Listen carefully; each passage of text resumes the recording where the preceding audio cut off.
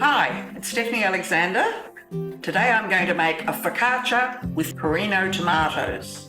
And from the 1st to the 28th of February 2023, 5 cents from the purchase of every red or gold Perino tomatoes pack will be donated to the Stephanie Alexander Kitchen Garden Foundation to a maximum of $100,000. Now, focaccia are very popular. They're a very yeasty bread, but they do take time to rise and they must be baked in a very hot oven.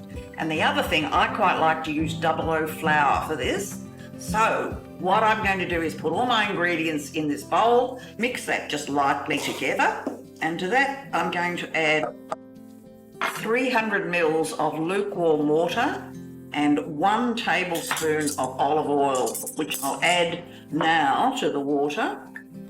And this has to be mixed in a machine, which will make a terrible noise and probably take 5 minutes mixing. Okay, so I'm going to just give it a push around to make sure it's all beautiful. Got a little bit of extra flour here if I need it, but I don't think I do. Now, if you don't have a stand mixer, of course you can mix this by hand, but it will take a good 10 minutes kneading. That's okay, all good. And we'll put that into a slightly oiled bowl. And I'll leave it to rise. Okay, so here is my dough after an hour and a half. Feels beautifully pillowy and soft. It is in a oiled bowl, so I'm just going to gently ease it out. And you'll note that I've got a baking tray or a pizza tray that's quite large. It's more than 30 centimetres wide. And I just like to do this with my hands. You can do it with a rolling pin if you prefer, but it really reacts very well to your hands. You need to keep the dough about 1 centimetre thick. And then what I'm going to do is spoon some cream over the top, which just adds to its lusciousness. Just a little bit under half a cup of cream. Sprinkle it generously with some rosemary from the garden. Like so.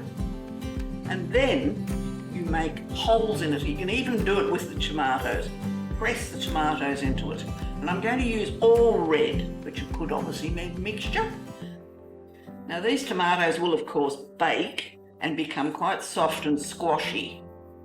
So we're going to make sure that we add a little bit of sea salt right at the end, because tomatoes need a bit of salt in my opinion.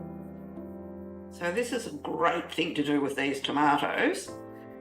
And of course the focaccia can just be eaten as it is, or it's a lovely thing to use if you're serving antipasto at a party. How about that? One punnet just did one beautiful focaccia. Now, a bit of sea salt.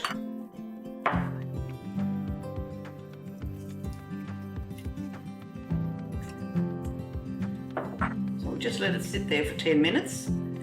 Just slightly puff again and then put it into a very hot oven.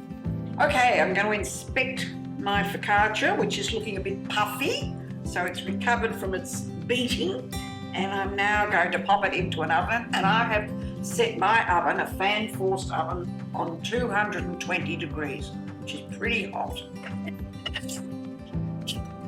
We'll give the focaccia 20 minutes to bake and then let it cool before we tuck in. So what a fantastic thing to do with these tomatoes. They really are so beautiful and so sweet. Could have been a mixture of colours, but I just felt like an all red day. Ooh, still very hot. Now, frequently people cut focaccia into strips, and then you can cut each strip in half, or you can do it in wedges. Delicious.